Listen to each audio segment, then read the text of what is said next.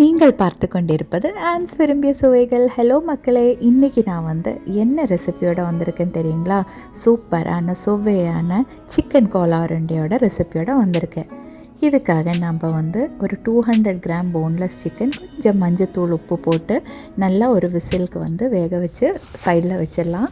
ஒரு பேனில் எண்ணெய் சூடு பண்ணி கொஞ்சோண்டு பெரிய ஜீரகம், பட்டை, அப்புறம் ஏலக்காய், அப்புறம் கிராம்பு இதெல்லாமே கொஞ்சம் வதக்குனதுக்கப்புறம் ஒரு 1/4 கப்பு சின்ன வெங்காயம் ஃபுல்லாக முழுசாகவே, ஏன்னா அதை நம்ம அரைக்க தான் போகிறோம்.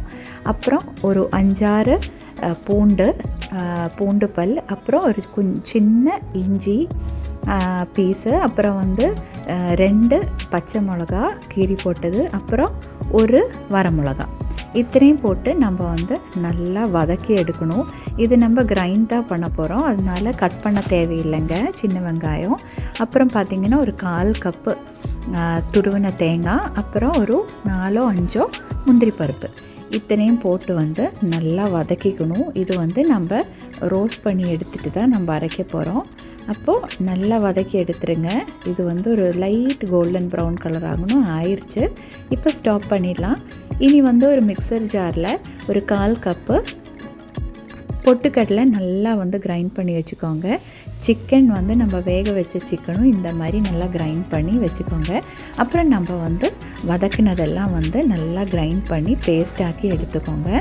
இப்போ ஒரு பவுலில் நம்ம கிரைண்ட் பண்ண அந்த பேஸ்ட் இல்லைங்களா, நம்ம வதக்கி எடுத்து கிரைண்ட் பண்ண அந்த பேஸ்ட்டு, சின்ன வெங்காயம் இதெல்லாம் கிரைண்ட் பண்ணோம் இல்லைங்களா வதக்கிட்டு, அதை ஒரு பவுலில் எடுத்துக்கோங்க. எடுத்துட்டு இதில் நம்ம நல்லா வேக வச்சு நம்ம மேஷ் பண்ண சிக்கன், அப்புறம் நம்ம பவுட்ரு பண்ண பொட்டுக்கடலை பவுடர், அப்புறம் கொஞ்சோண்டு மல்லி தலை கட் பண்ணிவிட்டு, அப்புறம் தேவையான அளவு உப்பு, இதை அத்தனையும் நல்லா நம்ம மிக்ஸ் பண்ணி எடுத்துக்கணும். நல்லா ஒரு டோ மாதிரி மிக்ஸ் பண்ணி எடுத்துக்கணும். பார்த்திங்களா, இப்போ நல்லா மிக்ஸ் ஆயாச்சு. இப்போ டோ மாதிரி ஆயிடுச்சு. இதில் இருந்து தான் நம்ம உருண்டை பிடிக்க போகிறோம். சரிங்களா, ஆல்மோஸ்ட் ஈக்குவலான அளவுக்கு உருண்டை பிடிச்சி எடுத்துடலாங்க. உங்களால் முடிகிற அளவுக்கு யூனிஃபார்மாக ஒரே ஷேப்பில் உருண்டை பிடிச்சிக்கோங்க. அப்போ என்ன யூஸ் அப்படின்னா, நம்ம எண்ணெயில் பொரிக்கும் போது கரெக்டாக எல்லாம் ஈக்குவலாக குக்காய் வரும். அதுக்கு தான் ஆல்மோஸ்ட் ஈக்குவல் இதில் ஷேப்பில் உருண்டை பிடிக்க சொல்கிறது. சரிங்களா, இப்போ நம்ம கோலா உருண்டைக்கான உருண்டை பிடிச்சாச்சு. இந்த மாதிரி அந்த நம்ம ஃபுல் எடுத்திருக்கிற டோ இந்த மாதிரி உருண்டை பிடிச்சி ரெடி பண்ணி வச்சுக்கலாம். இப்போ நம்ம அதுக்கப்புறம் என்ன பண்ணோன்னா, இதை ஒரு அடித்த முட்டையில் நல்லா இதை கோட் பண்ணிவிட்டு பிரெட் க்ரம்ஸ் நான் வீட்டிலே மிச்சம் வர அந்த லாஸ்ட் 2 ends யாருமே சாப்பிட மாட்டாங்க இல்லையா, அதைத்தான் நான் ரோஸ்ட் பண்ணி பவுடர் பண்ணி வச்சுப்பேன் பிரெட் க்ரம்ஸுக்கு. அதை நல்லா கோட் பண்ணி எடுத்துக்கணும். இப்போ இப்படியும் கோட் பண்ணலாம், இல்லை கையே படாமல் கோட் பண்ணலாம். சரிங்களா, கையே படாமல் கோட் பண்ணுறதா இப்படி இந்த பேனில் வச்சு ஒரு உருட்டுனா நல்லா கோட் ஆகிக்கும். இப்போ அதே மாதிரி ஸ்பூனில் எக்கு கோட் பண்ணிவிட்டு, அப்புறம் இப்படி கோட் பண்ணி நம்ம கையில் ஒன்றும் ஆகாமல் ஈஸியாக சூப்பராக யூனிஃபார்மாக கோட் பண்ணி எடுத்துடலாங்க பிரெட் க்ரம்ஸு. இப்போ நல்லா கோட் பண்ணி எடுத்ததுக்கப்புறம் நம்ம ஒரு ட்ரேயில் ரெடி பண்ணி வச்சுக்கலாம். இதே டைம் ஒரு கடாயில் நல்லா எண்ணெய் பொரிக்கிற அளவுக்கு எண்ணெய் சூடு பண்ணிக்கோங்க. நம்மளுக்கு ஒரு மீடியம் ஹீட்டில் ஆயில் இருக்கணும் இதை ஃப்ரை பண்ணுறதுக்கு. இப்போ இது எல்லா பாலும் நம்ம கோலா உருண்டை செய்கிறதுக்கான பால் எல்லாமே கோட் பண்ணி வச்சுட்டோம்.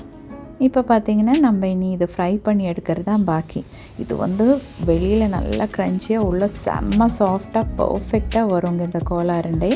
இப்போ எண்ணெய் பார்த்திங்கன்னா நல்லா மீடியம் ஹீட்டுக்கு ரெடியாக இருக்குது. இப்போ இதில் நம்ம ஒரு 5-6 கோலா உருண்டை போட்டு நல்லா ஃப்ரை பண்ணி எடுத்துக்கலாம். கோல்டன் ப்ரௌன் ஆகணுங்க, எல்லா பக்கமும் ஒரே மாதிரி கோல்டன் ப்ரௌன் யூனிஃபார்மாக ஆயிடணும். இப்போ பார்த்திங்கன்னா எல்லா பக்கமும் ஈக்குவலாக கோல்டன் ப்ரௌன் ஆகி அழகாக ஃப்ரை ஆகி வந்திருக்கு. பார்த்திங்களா, எவ்வளோ சூப்பராக நம்ம கோலா உருண்டை ரெடியாக இருக்குன்னு.